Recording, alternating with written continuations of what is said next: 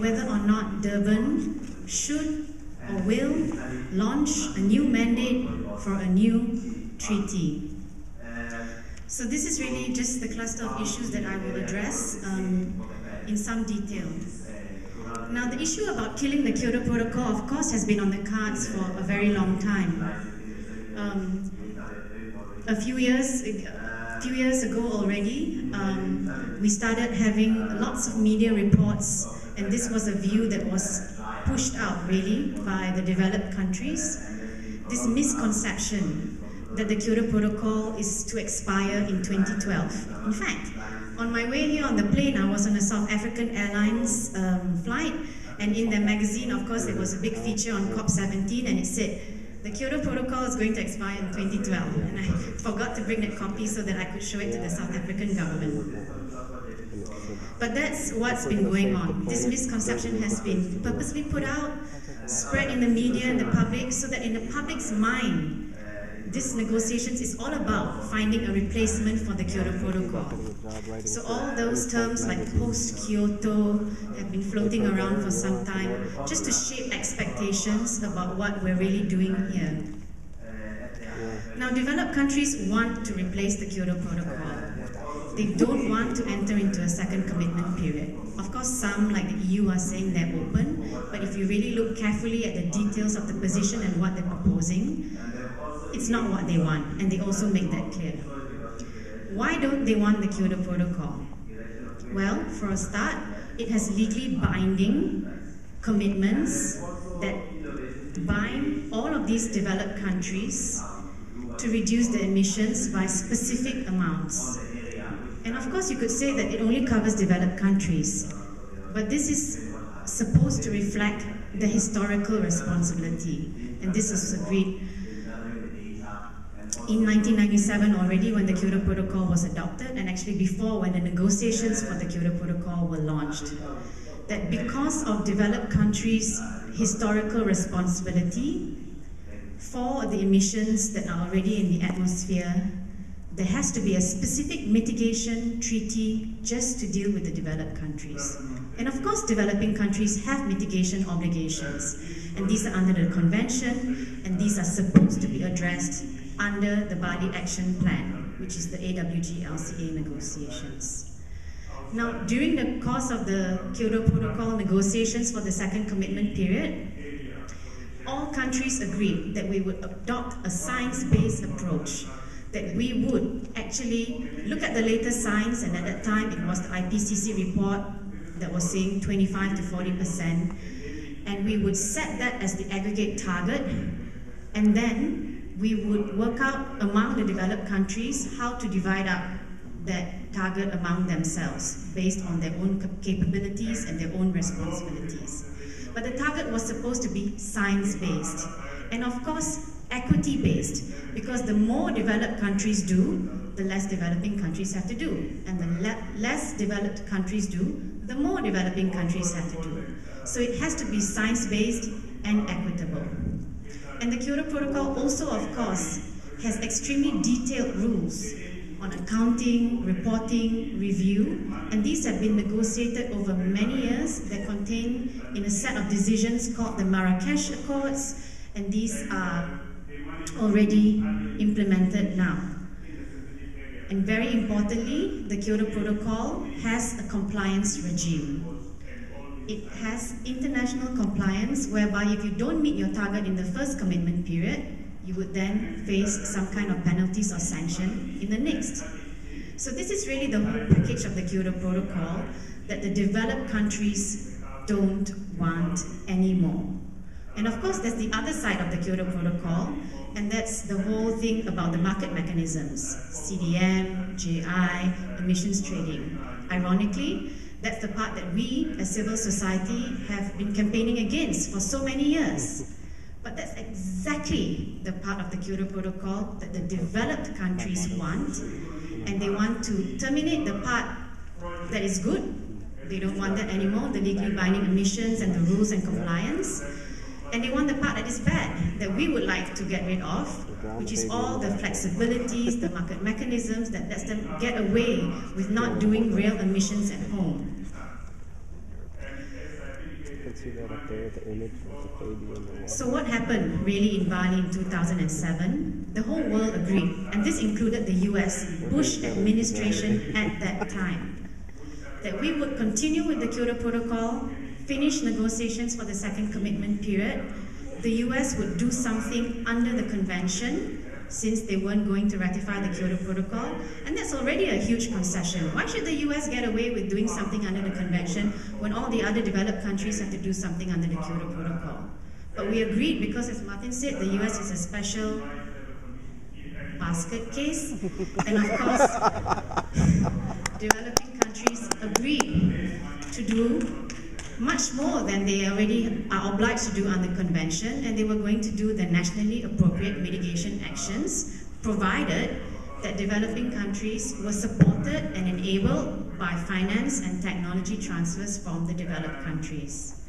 That was the bargain in 2007, and it's only 2011 now, and the entire goalposts have been totally shifted. So the developed countries want to replace the KP with a new treaty. And this new treaty that they envisaged is something that will incorporate a pledge and review system. This is pushed most aggressively by the US. What does it really mean? It means domestic targets based on domestic political realities. Whatever the US thinks it can do, and of course they're not really promising because they can't even get any domestic legislation, so maybe the US might reduce the emissions by 3%, that's what they said. But of course we've also heard people reporting to us that sometimes in private conversations the US actually admits that they can't even promise that because they can't get any legislation from Congress, there's so much opposition, so who knows what the US will really do. But that's what it means. It's just what you pledge to do at home. It may or may not be in domestic legislation. In the EU it is. In countries like the US, it's not. And the rules of the KP for accounting, review, reporting, compliance, all out the window. There's something, of course, that they're discussing now on the AWG LCA side, which is all about MRV, ICA, and so on. But those are much weaker rules. And of course, they're making much stronger rules for developing countries. So they're introducing more obligations on developing countries and weakening the obligations on themselves. And what they want most of all, the continuation of the market mechanisms. With or without the Kyoto Protocol, with or without the second commitment period, this is what they need to continue at all costs, so that basically they don't have to actually reduce the emissions at home and the burden is simply transferred again onto developing countries. So of course now you hear many different things being floated around, and there is talk about a political second commitment period, perhaps if the legally binding one can't be achieved in Durban. What's actually supposed to happen is that there should be a formal amendment to Annex B. That's the requirement in the Kyoto Protocol itself. But many developed countries are starting to talk about, well, maybe we can't really have that, it could be political. What they mean by that is maybe they could adopt something in a court mock decision, or even maybe just a declaration by the ministers or some other non-binding document. So the big problem is really that they are downgrading all the rules and legally binding commitments for themselves and upgrading all the rules and commitments for developing countries. They're shifting the burden, and at the same time, they're not delivering on the bargain to help developing countries by delivering finance and technology. This really undermines all the principles in the convention, in particular equity, historical responsibility. So how do they want to do this? If you read all the media reports today, you would be totally forgiven for thinking that the only reason we're here in Durban is to launch a new mandate for a new treaty. They're aggressively promoting this in the media. In the public's mind, we're here for a new treaty. We have two treaties. They desperately need to be implemented, but the only reason they're asking for a new treaty is because they don't like the current ones. It's inconvenient, it's not in their favor, and so they want to launch a Durban mandate for a new treaty. Of course, the EU says it's open, and maybe they could consider a second commitment period, but the bargain is that we'll give you a second commitment period, but you have to, in return, promise us a new treaty. In other words, the bargain is, we'll enter into a second commitment period. Of course, it's not going to be legal, it's more likely to be political. But here we have to agree that we will launch negotiations for a new treaty. That's the quid pro quo from the EU. Canada, Russia, and Japan have already said unequivocally that they're not going to enter into a second commitment period. And today there was just news, I don't know how verified it is, that Canada plans to officially withdraw from the Kyoto Protocol. So they will be in the same position as the US as a non-party if they do that. And the US even claims, when you listen to them, that they're kind of open to a new treaty and perhaps a new mandate for a new treaty, but only on their terms. It's a take it or leave it situation. Their conditions are no distinction between Annex 1 and non-Annex 1. Everybody has to be treated the same, legal symmetry. Second condition, developing countries' mitigation cannot be conditional on finance. Now, this isn't just about replacing the Kyoto Protocol anymore. This is about replacing the Convention. They're asking us to rewrite the Convention, its provisions and its principles. That's what the US agenda is about. And if they don't get a new mandate, they'll probably conveniently turn around and blame China for saying that China was reluctant and it's just their fault and we were kind of open actually. Right? But of course, everybody knows that the US isn't going to agree to a new treaty. So the confusing thing is really that you also hear some developing countries asking for a mandate. In particular, the Alliance of Small Island States has been asking for a new mandate and a new treaty, and also the least developed countries. Some countries in Africa are also doing the same. But the really important distinction here is that these developing countries are asking for a new treaty and a mandate that will sit alongside. This new treaty will not replace the Kyoto Protocol, but it will complement the Kyoto Protocol. It will sit side by side. In other words, developed countries continue to do the mitigation under the Kyoto Protocol, and all the elements of the Bali Action Plan are wrapped up in a final outcome, which is a treaty. So that should only contain the US mitigation, developing country mitigation, and as well adaptation, finance, and technology. So that's a big difference that is not, of course, being picked up by the media. There is this distinction between what developing countries are asking for and what developed countries are asking for. Now, of course, but there's a big risk still, right? Because if we just keep asking for a mandate and there's no clarity about the substance, then what you get in the end might be a mandate.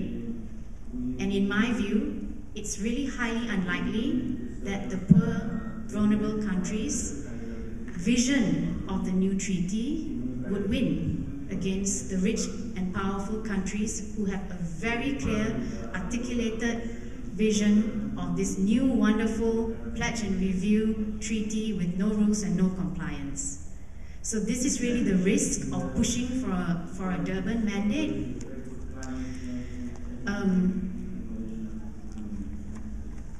And of course, the whole issue is that it will continue to delay.